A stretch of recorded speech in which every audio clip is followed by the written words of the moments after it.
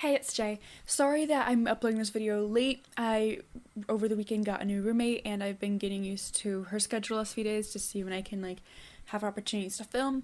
And I finally got an opportunity to film, and so I'm filming two videos in a row that I'm uploading both this week.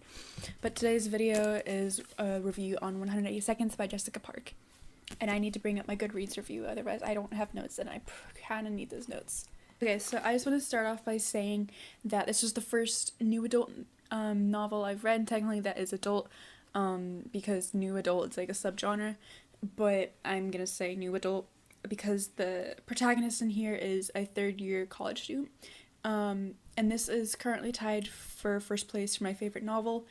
Signal novel, it's tied with They Both Die at the End by Adam Silvera, which I also did a review on. And I gave this book 5 stars, and I love this book for a lot of reasons. You can tell by all the flags I've got. I've started trying to annotate my books, not like writing stuff, but at least like color coding stuff. The purple is things that contribute to character. The green's plot, like important plot points. Blue is if I liked how a passage was written. Right? And then pink is quotes that I liked. And then I don't have any in this book, but red would be like anything bad that I don't like. So for me, the writing was very good, the pacing was decent, the character interactions were realistic, even between parents and child.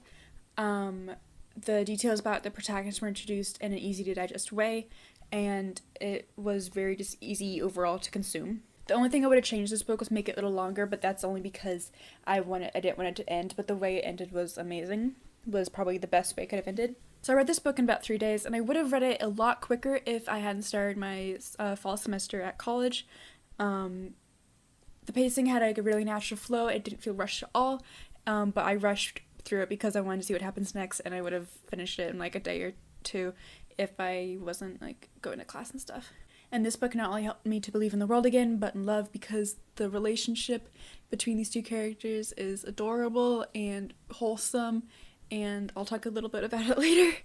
So basically what this book is about is there's this third-year college student named Allison, and she's skirting through college, through school, hardly interacting with anyone except for her father Simon and her best friend, whose name is evading me right now. Steffi, best friend Steffi, who lives in a different state, I believe in California.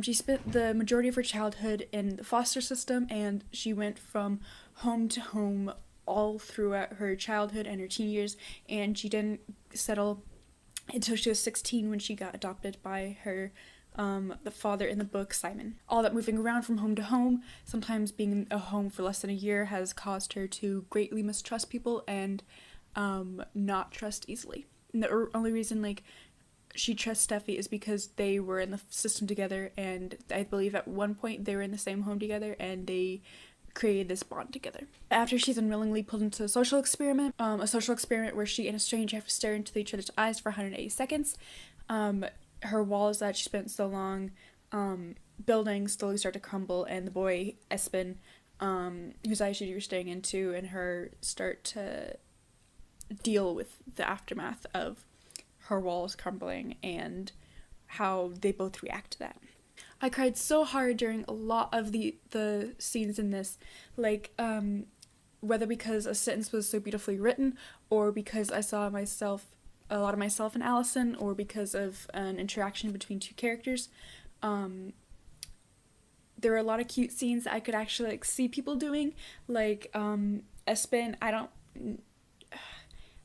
I don't know what to call him. I don't want to say social justice warrior, but this guy that just goes around, and he has a very big internet presence, and he goes around and he does really nice things for a lot of people. And he will do little experiments to try and bring the best out in people, and it's adorable. And I need me a freak like that. It was really wholesome. There were 2 scenes for pacing which were really it could have been real easy to mess up, but it was really well executed. Like, one of the scenes was toward the beginning-ish where Allison was pulled into the social experiment with Espen, and there's like 180 seconds where they have to stare into each other's eyes, but the way Park did it was that, like, every I'm trying to find where in like italics there's like 10 seconds, 25 seconds, 50 seconds, 180 seconds, 108 seconds, stuff like that, and every like 20 seconds or so there's like a little description of what Allison's thinking, what's going through her mind, facial expressions for her Espen, and that was like could have been really easily messed up, but the way she did it was really good. And like I literally had to physically like cover the page with my hands so I wouldn't spoil myself what happens next. And like it was written really smoothly, and it heightened the emotion, and that was one of the scenes where I cried. Then there was this later scene toward the end where I was crying as well. That was like similarly drafted. This is a book that I would definitely reread. This is definitely a book where I would reread it. And like I want to kind of reread it now, but there's so many other books I brought with me to college that I need to try and start getting through. Like right now I'm currently about a fifth of the way done with Gentleman's Guide to Vice and Virtue, and I want to try and finish some of those before I reread any books. But maybe I'll reread it during my winter break. But I'm gonna read a few lines, quotes that I particularly liked in the book. So there's like mild spoilers for the beginning. Stop it, laptop.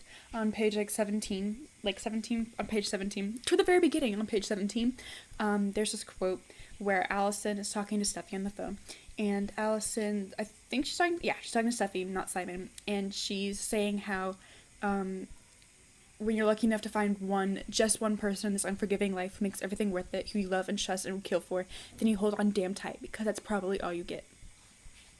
I really liked that idea. And then later, toward the very end, on the last page, she's like, Allison's saying, I get way more than one. I get as many as I will allow, and I plan to allow many.